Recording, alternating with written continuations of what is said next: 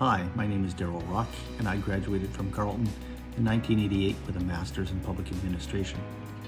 What I plan to share with you in my presentation are some of the strategies and lessons I learned as a student with a high-level disability attending Carleton University, but also as an adult with a disability living and working in Ottawa and traveling around the world. You already know that there are barriers out there, and what I plan to do is to share with you some of the strategies I developed over the years to overcome these barriers and live a great and satisfying life.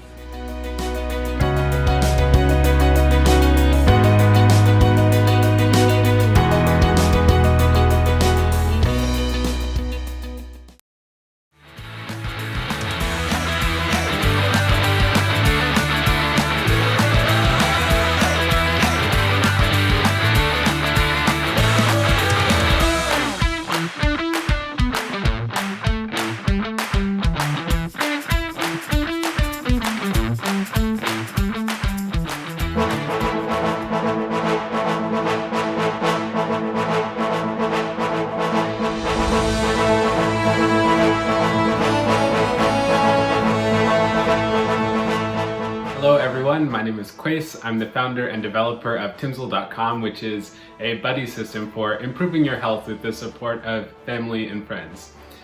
I went to Carleton to study architecture, but then in my second year I had some really bad problems with my mental health and everything changed. About 4 years later, I'm now running a software company and working on affordable housing. I've contributed to the legislation on accessibility here in Canada, audited the Parliament buildings of Jamaica, presented my research at conferences, and worked for IBM.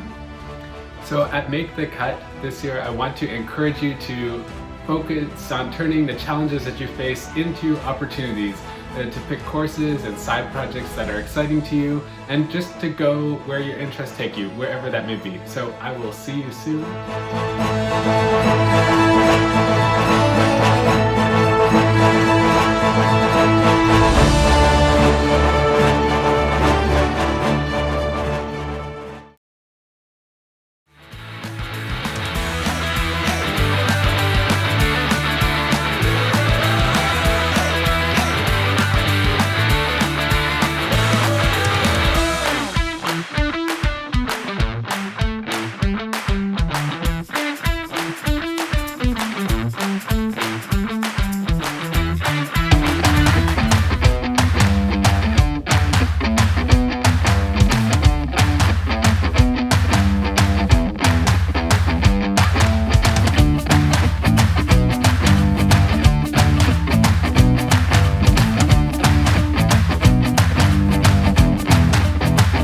Hello students, my name is Jenna Lambert. I am an athlete.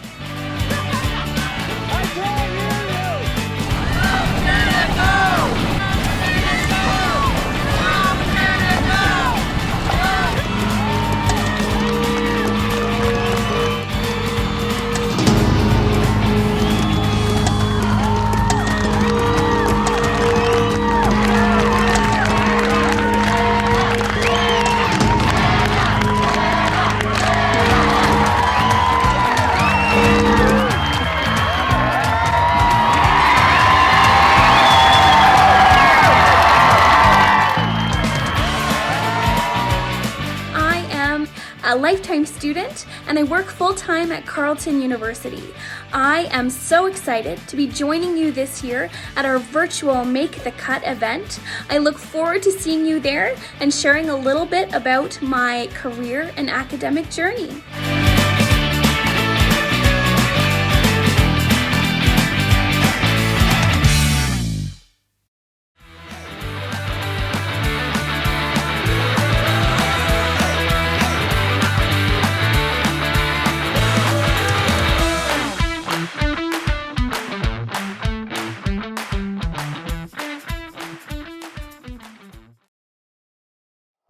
Welcome back, everyone, to our live webinar, Course Choices Impact Career Options.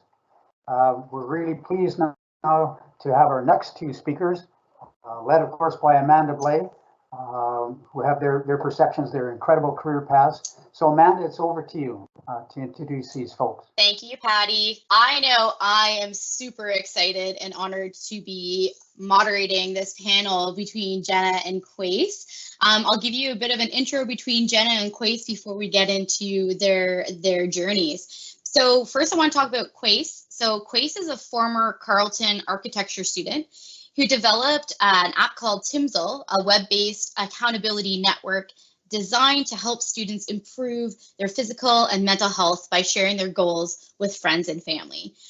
So that's a little bit about Quace, as you probably saw in the intro videos. And Jenna, who is our other panelist, Jenna Lambert, is a competitive and marathon athlete and a lifetime academic. She works full-time at Carleton University as an advisor for students with disabilities seeking employment. So Jenna has all the knowledge you're looking for in terms of what that transition is going to look like. So first, what I want to do is ask Quace to get us started. So Quace, you went from being an architecture student to an app developer. Can you tell us about your story and that transition? Yeah, sure, Amanda, and thank you. So growing up, I had always dreamed of becoming an architect. I spent a full year working on my portfolio for architecture. I was every day of lunch recess in grade 12 taking art classes after school, and I got in. And it was amazing. I worked really hard to do that, and by second year, I was the student body president in architecture. I had top grades, and my work was being published.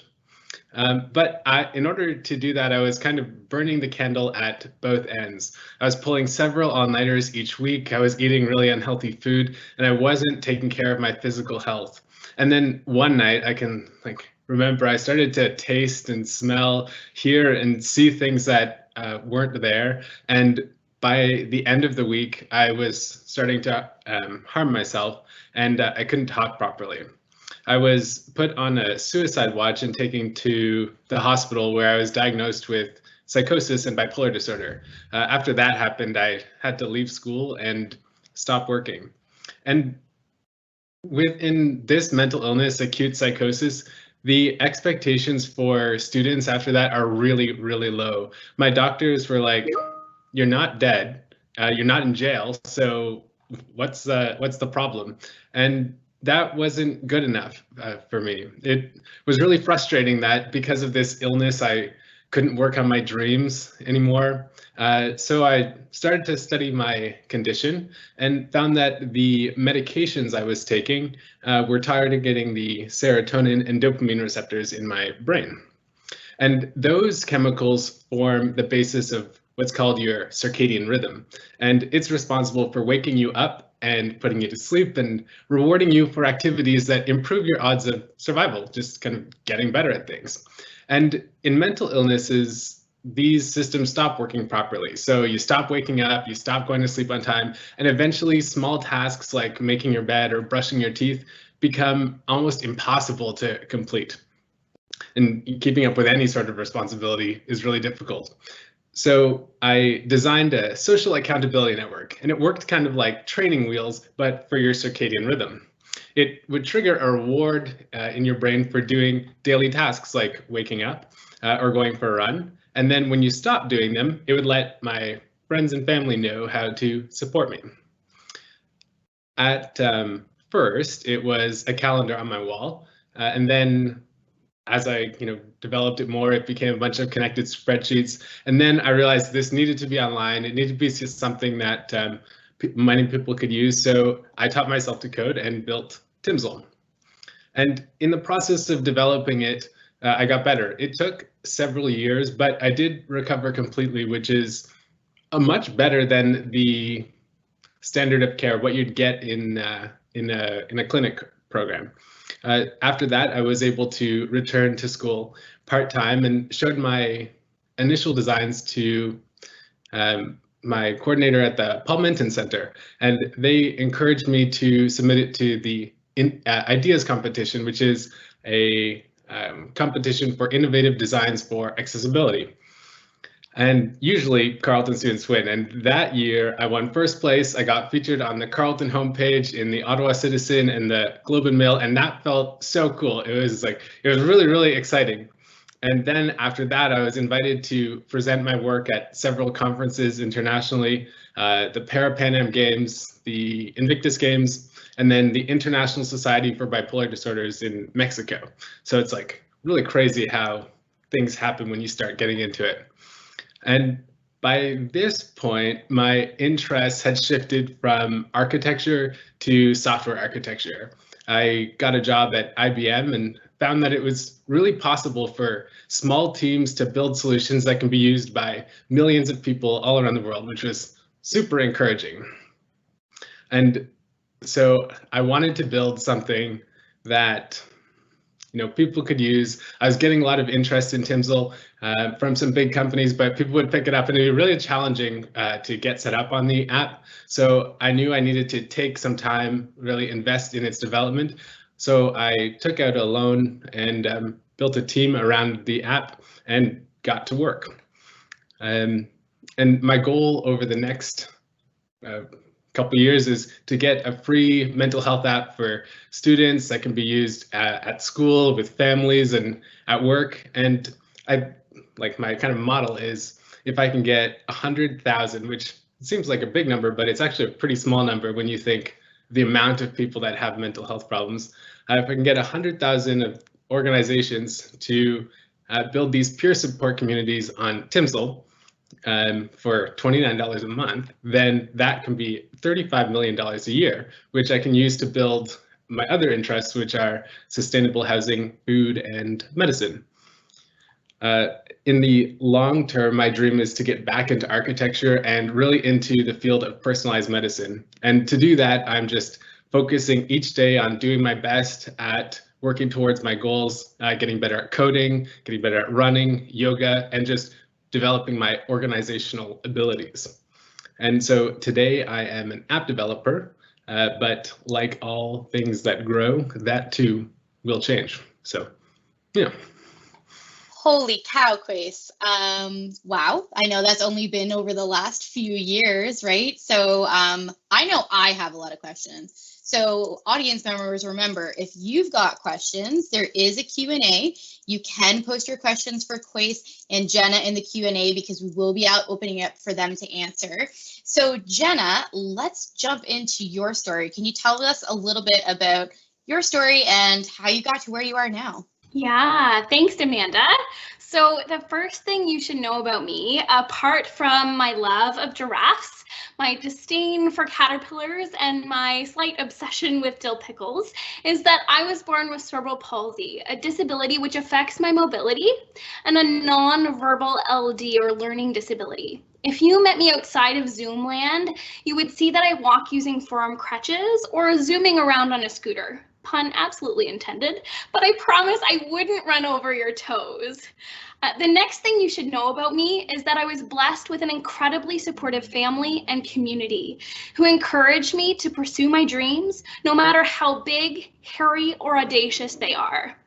At age 15, so when I was in grade 10, I swam across Lake Ontario to raise money for a new accessible pool at the Kingston Family YMCA. At the time, I was part of a competitive swim program for athletes with disabilities and their siblings, and we really needed a new pool. So this was a way that I knew I could help. With the support of an entire community and an amazing marathon coach, Vicki Keith, I became the first woman with a physical disability to successfully complete a crossing of Lake Ontario.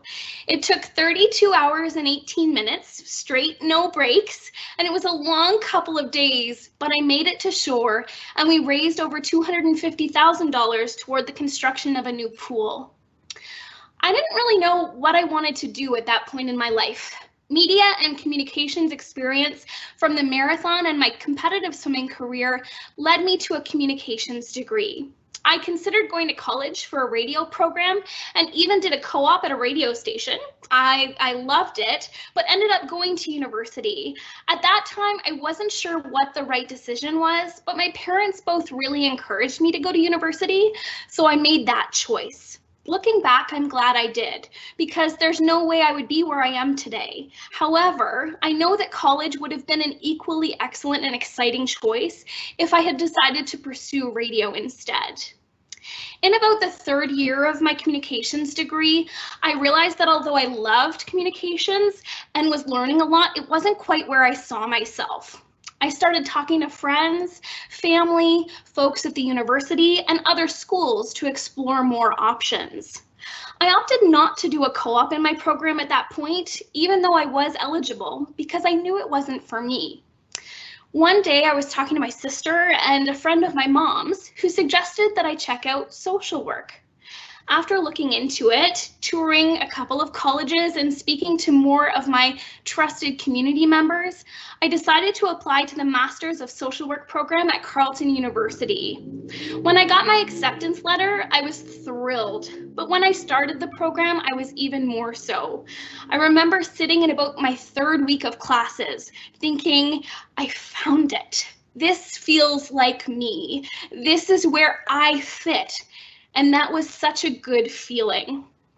Then I went through two of the most grueling years of my life, academically, socially, and spiritually. It was a tough program, and it's shaped a lot of the person that I've become. I did 2.5 practicum placements in that program, and the last one led me to my current job as the student advisor for Act to Employ at Carleton. I get to work with talented students who identify as having disabilities to help them find meaningful employment opportunities while they complete their degree. It's an honor and a privilege to get to do what I do. And as I look back, I realize, even though it's not directly related to anything I've studied, what a good fit it is for me. It combines my love for people, my passion and experience working with folks who have disabilities like me, and my love for the university where I did so much growing. It also gives me the opportunity to study part-time. I'm now in the middle of a second master's program, this time a counseling program, to further my education and professional development. I have no doubt that this isn't the end of the road for me. Life is a journey, and it's beautiful and challenging and complex and hard and fun. It hasn't always been easy, but it has always been a joy. And I'm waiting in excited anticipation for whatever big, hairy, audacious adventure comes next. Again, I exclaim, holy cow. The two of you are I don't even have words for how awesome the both of you are. And I will say, like, given my experience working with our students, that Jenna and Quace are two of several students that find a lot of success in exploring their journeys and their experiences. But Quace, what I want to know from you is, what do you think has been the most impactful or important part of discovering your academic or career journey? That's a good question. For me, it's definitely was learning how to get better at things. That's a really important skill to have, because usually when you ask people why they're not working towards their dreams or not, doing things that are important to them, they'll say something like, I would, but I'm not that good at it, or I need to be able to do this, or, these barriers which are actually within their ability to eliminate. And the first thing about that is that, except in like very unusual circumstances, you're not going to be good at something when you start it for the first try. It's like, that's just not going to happen. In order to get better at something, it takes real time and real work. And it's time when, it's actually minutes on the clock. You have to spend time doing it. And if you can go from putting 0 minutes a day to 10 minutes a day into something, you're actually going to start getting better. And that's going to add up to stuff.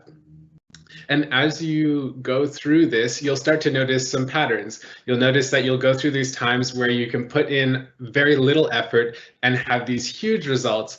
And then these times where you kind of flatline. It's like you're putting everything you got into it and it's just not going forward. And then you'll also have times where you kind of relapse into your old ways.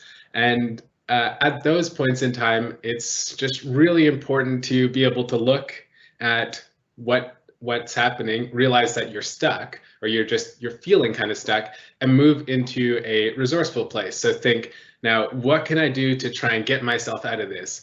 And then you kind of take a deep breath and keep going.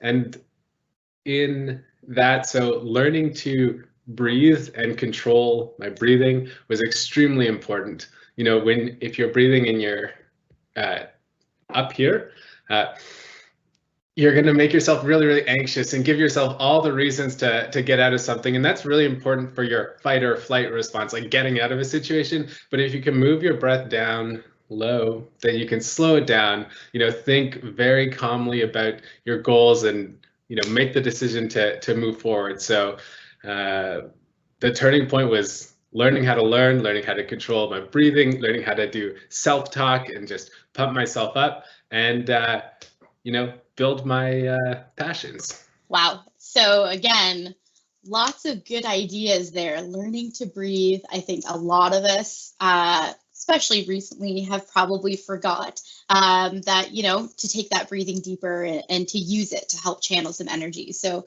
thank you, Quace, for sharing that moment. Jenna, same question over to you. What do you think was the most impactful or important part of your academic or career journey? Great question, Amanda. So I believe one of the most integral parts of my journey has been my supportive community. Surrounding myself with people who understand who I am, what I'm capable of, and where I want to go in life. There were lots of people who told me that swimming across Lake Ontario or pursuing a second master's program or completing a triathlon or getting to the Paralympic trials would be too hard for me. And if I had believed them and given up, then they would have been right. But fortunately for me, I have a strong faith in God and in myself, and I have a rock star community of supporters who also believe in me, who encourage me to pursue my dreams and never let anything, least of all my physical limitations, get in the way of my success.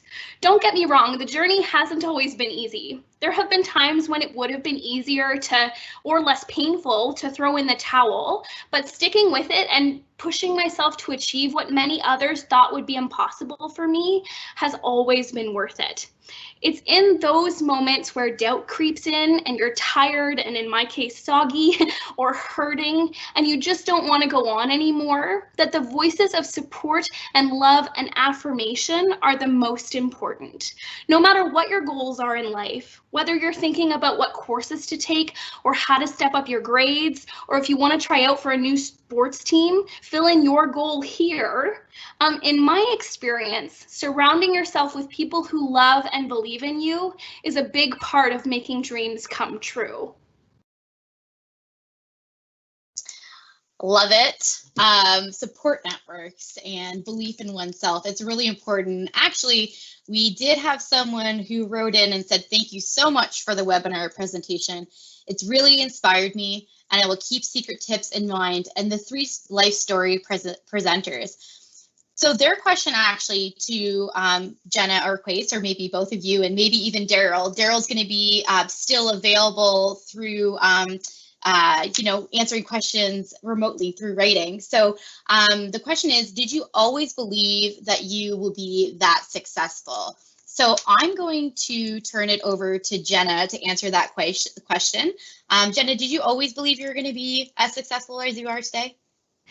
That's a really great question. And I think it's an important one, right? Because it kind of speaks to what I was mentioning around the doubt that can creep in.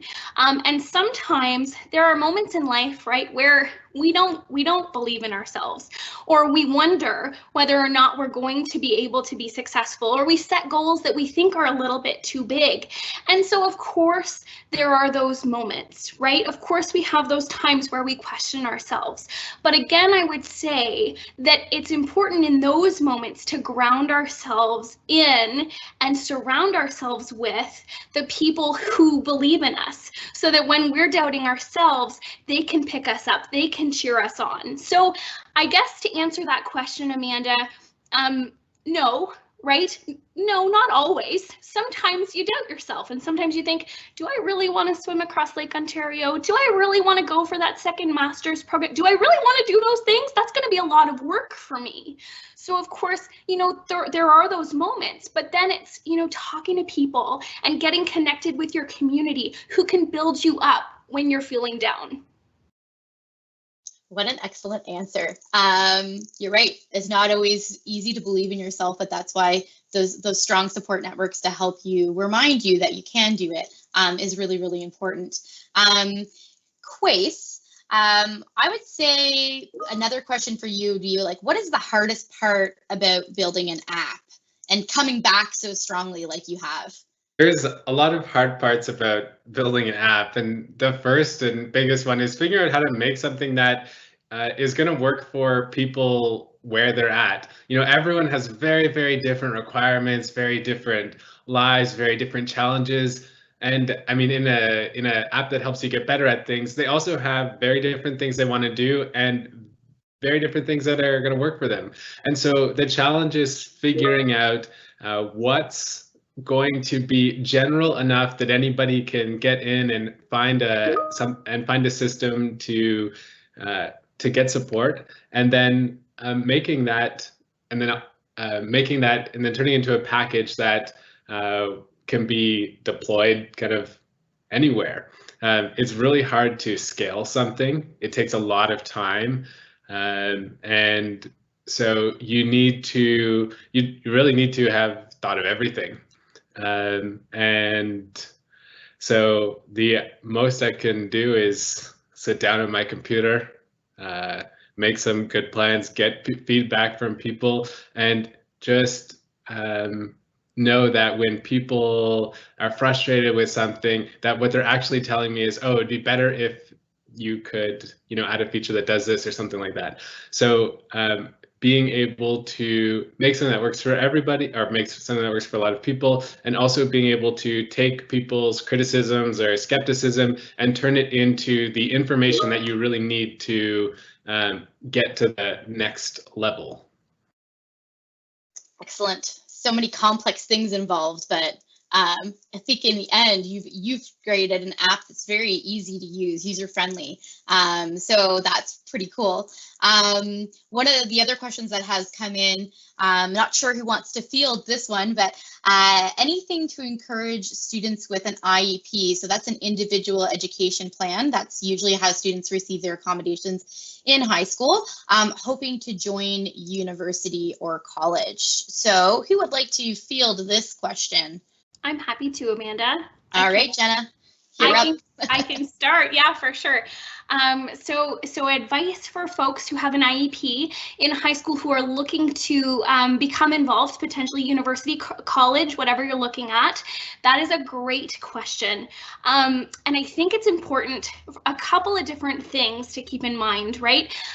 One is talk to folks within your educational community at your high school, guidance counselors, folks that can help to guide your decision making. But in addition to that, right, once you make those steps, make some phone calls or send some emails, figure out, do some research around accessibility services and folks that are within the university or college community that you're hoping to join who can support that journey for you. There are, in our experience at Carleton, there's a huge community of folks who are looking to provide guidance to you if you're wanting to take those steps to go to university, to get into college, or whatever the case might be. So make sure that you're using your resources and connect with folks who can support you in making those decisions. Thank you so much, Jenna. I know those words were very helpful to a lot of people. And I do want to let you all know that Jenna and Quace and Daryl will have their contact information that will be published in the Q&A. Should you have follow-up questions, I know that the three of them are happy to connect with anybody who wants to connect with them personally. So I am going to talk a little bit about kind of what I've noticed. Having worked at the PMC for the past 10 years, I've seen countless students explore their journeys to future careers. And it's not always straightforward. As a PMC coordinator, I set up accommodations and services for students who self-identify as having a disability. So as a learning strategist, I teach students how to use various tools to help them learn the material in their classes, like how to take notes for class, how to complete their readings, how to study for their courses, and so on. So I wanted to share a little bit about my journey with you as well. Every day I get to witness students discover how things about themselves and seek guidance about the supports and services they want to use. I see students learn how they learn, which makes them more confident in their abilities and often results in them doing better in school. It's not uncommon for me to hear a student say, "I wish I would have asked for help sooner," or "I wish I knew about these services sooner." But I like to remind them to focus on the current moment. As we can't go back. In the past, they may not have been ready to implement the changes or services I recommended. In the past, they were still figuring out who they were and making decisions they thought were right for them. It probably resulted in a lot of self-doubt and a lot of hopeless moments. But one way or another, they find themselves in a place where they're ready to receive support. Jenna and Quace have some truly phenomenal life experiences and stories, as you've just witnessed, that highlight their abilities to overcome adversity and belief in themselves. Like Jenna and Quace, I've been fortunate in my life in being able to have a strong support network of people who helped me realize what my strengths were. And I'm also a Carleton alumni myself. Unlike Jenna and Quace, I'm not a person who identifies as having disability. But that did not prevent people from trying to deter me from accomplishing the things that I knew I was capable of doing. I can remember my grandfather telling my parents when I was very young that someday I would make a great lawyer. Because I've always been very vocal and somewhat argumentative, but the main quality I believe he was highlighting is that I'm able to very strongly advocate for myself and those around me who might require my support. For me, this ability really was necessary when I was starting to think about my post-secondary journey. Growing up in a small town, my guidance counselor happened to be the same one that both my parents had, and they went to school and when they went to high school. When it came time for post-secondary applications, my guidance counselor told me that I should go to college like my parents did and not worry about going to university, as he didn't feel that I would be successful. Now, either he knew me extremely well and knew that I would take his advice as a formal challenge to prove him wrong, or he was just basing my future potential off my perceived performance in classes, which was average at best. But based on the career aspirations I had for myself, college did not seem like the best route for me. And my parents encouraged me to apply for university anyway. I now have 2 undergraduate degrees and a master's degree, which has led me to a career that I thoroughly enjoy. I often wonder what my life might look like had I listened to my guidance counselor when making a pivotal decision in my life. Now, attaining those degrees did not go as smoothly as it sounds.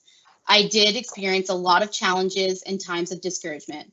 But again, I've always ensured to surround myself with people who know me well and could reassure me of the resources that I could access to help me succeed.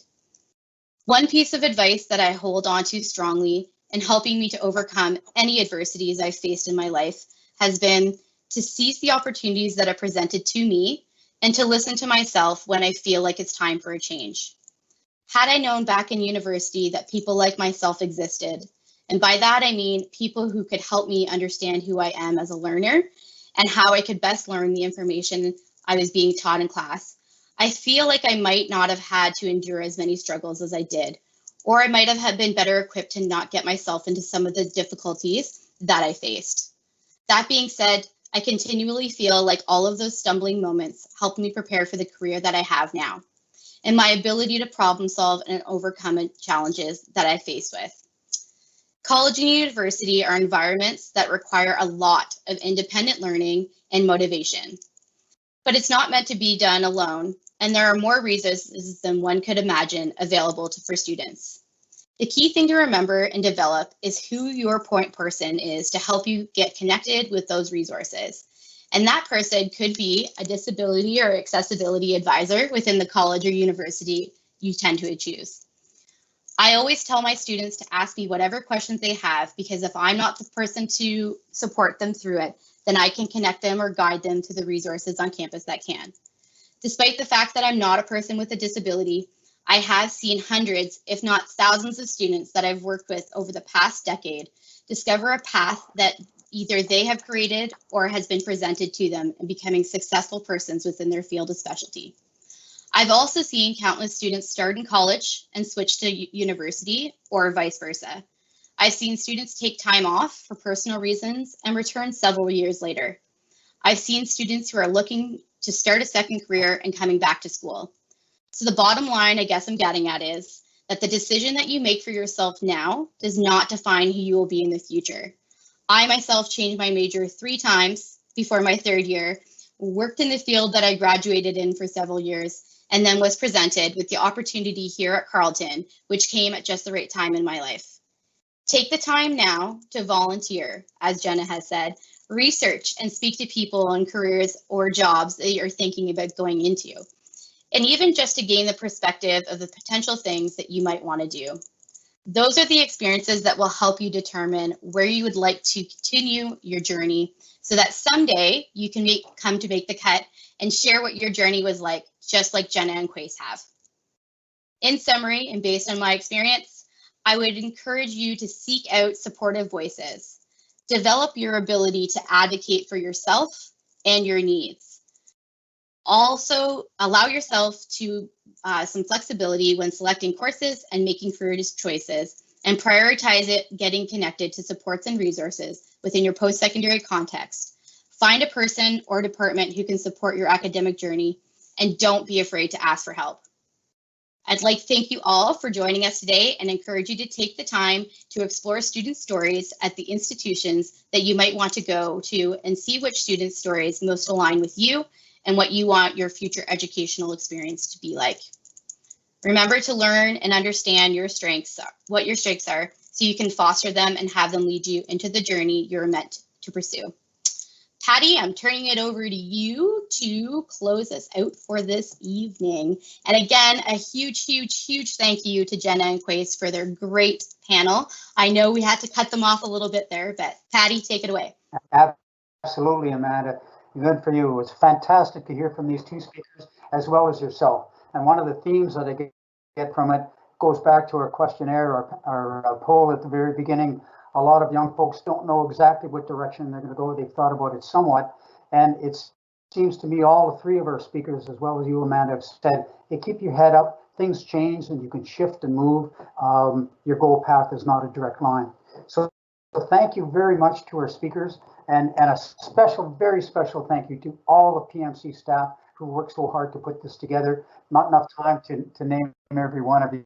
And finally, thank you very, very much to each and every one of you, students, parents, guardians and teachers that have come to join us. Finally, we're going to try and post after a minute or so the videos that we couldn't get up for you adequately during Daryl's speech. So if you want to stick around, we'll see if we can get those up for you. Again, thank you all for coming. Thank you very much to Paul Menton Center. Fantastic.